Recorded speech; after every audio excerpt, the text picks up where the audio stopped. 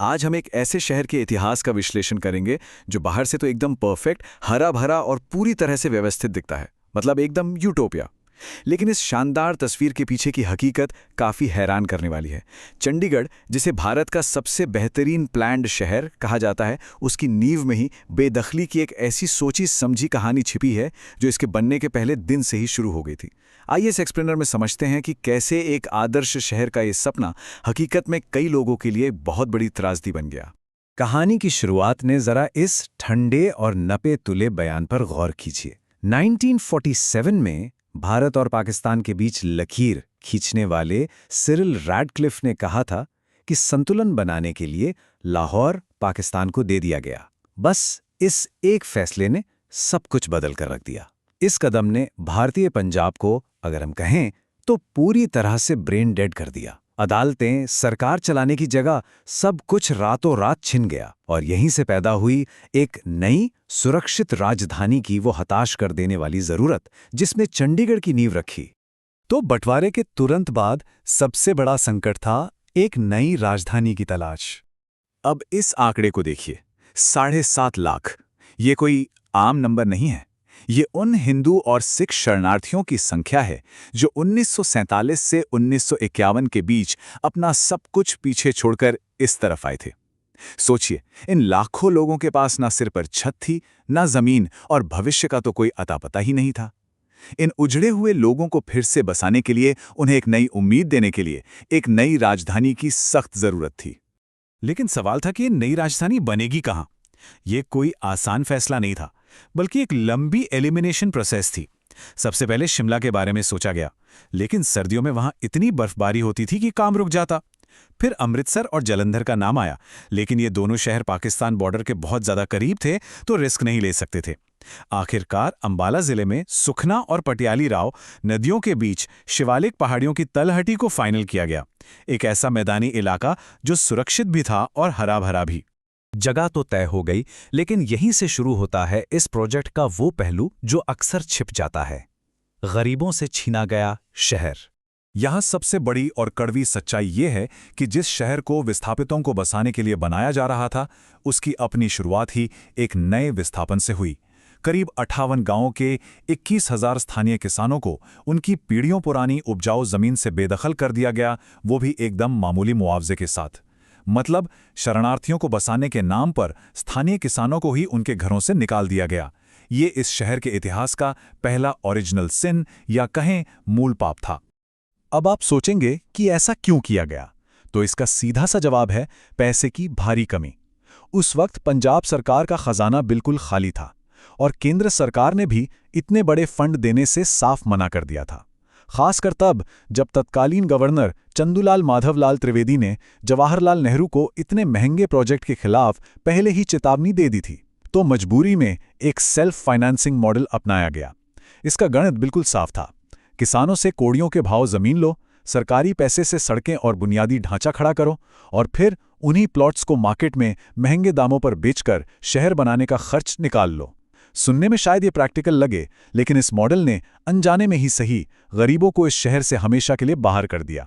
यहाँ की विडंबना बहुत ही गहरी है। जिन मजदूरों ने महीने के 10 से 300 रुपए की दिहाड़ी पर इस पूरे शहर को अपने हाथों से ईंट दर ईंट खड़ा किया, जिन 21,000 किसानों की जमीन छीनी गई और जिन शरणार्थियों के नाम पर यह सारा ढांचा बनाया गया, वो कभी इस शहर के ऊंचे दामों को चुका ही नहीं पाए।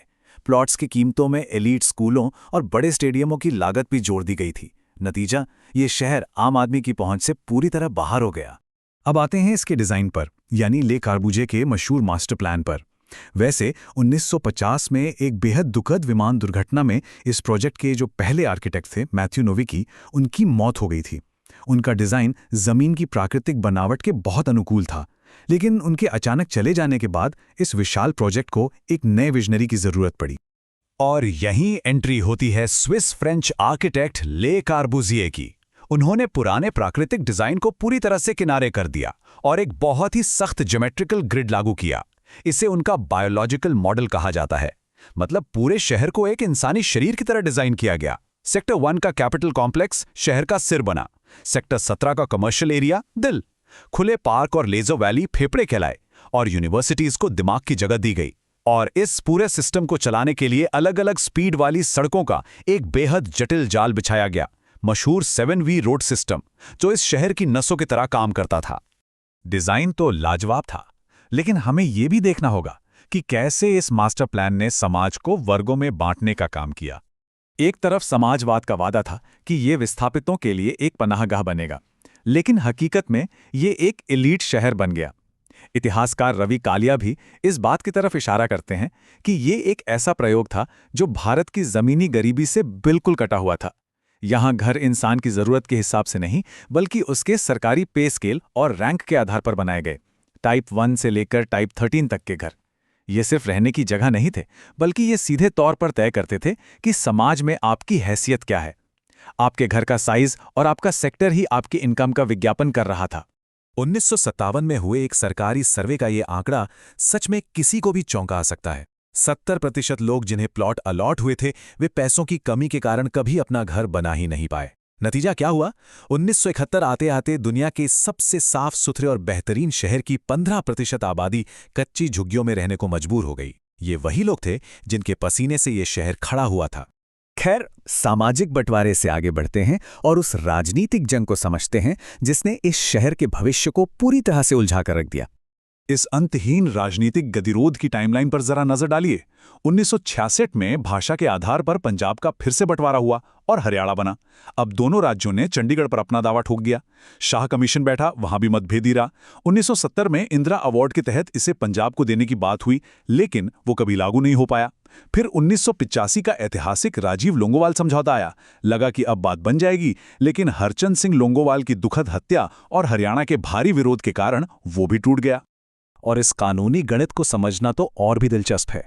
अगर आपको लगता है कि चंडीगढ़ की लड़ाई सिर्फ पंजाब और हरियाणा के बीच है, तो आप गलत हैं। 1966 के पंजाब पुनर्गठन एक्ट की धारा 78 के तहत संपत्तियों का बंटवारा आबादी के हिसाब से हुआ था।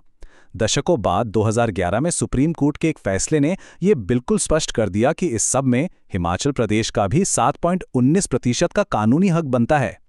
इसका सीधा सा मतलब यह है कि आज विधानसभा से लेकर सुखना लेक तक चंडीगढ़ की हर छोटी बड़ी संपत्ति में एक तीसरे राज्य का भी कानूनी दावा मौजूद है।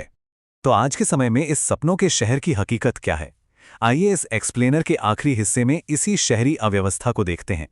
देखिए, चूंकि पंजाब और हरियाणा दोनों में से कोई भी राज्य चंडीगढ़ पर पूरी तरह से अपना कंट्रोल नहीं कर सका, तो उन्होंने अपनी ताकत दिखाने के लिए पंजाब यूनिवर्सिटी की छात्र राजनीति को एक प्रॉक्सी बैटल ग्राउंड बना लिया, एक अखाड़ा।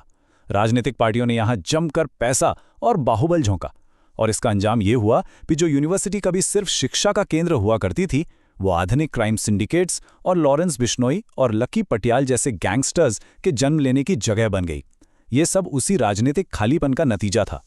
और सिर्फ राजनीति ही नहीं, शहर का बुनियादी ढांचा भी अब पूरी तरह से हाँफ रहा है। ले कॉर्बुज़िए ने इस शहर को ज्यादा से ज्यादा 5 लाख लोगों के लिए डिजाइन किया था, लेकिन आज की हकीकत देखिए, यहाँ 12 लाख लोग रहते हैं और सड़कों पर 14 लाख गाड़ियां दौड़ रही हैं। मतलब इंसानों से ज्यादा तो यहाँ गाड़ियां हैं। इसके भारी वजन ने उस मशहूर और जटिल 7V ट्रैफिक सिस्टम को पूरी तरह से फेल कर दिया है। ये आंकड़े सच में दिमाग घुमा देने वाले हैं।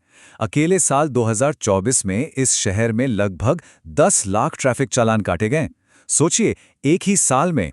इस अव्यवस्था और ट्रैफिक जाम के कारण जो शहर कभी अपनी सुंदरता और शांति के लिए जाना जाता था, आज उसे स्थानीय लोग तंज कसते हुए चालानगढ़ बुलाने लगे हैं। ये इस यूटोपियन सपने के चरमराने का बहुत बड़ा सबूत है। तो इस पूरे विश्लेषण के अंत में एक बहुत बड़ा और अनसुलझा सवाल सामने आता है। एक ऐसा शहर जिसे 1947 में घायल और बटे हुए पंजाब के लिए मरहम के तौर पर बनाया गया था, दशकों बीत जाने के बाद भी वो कानूनी तौर पर पूरी तरह से किसी का नहीं हो पाया है। ये आज भी 3 राज्यों के बीच फंसी एक अनसुलझी पहेली है।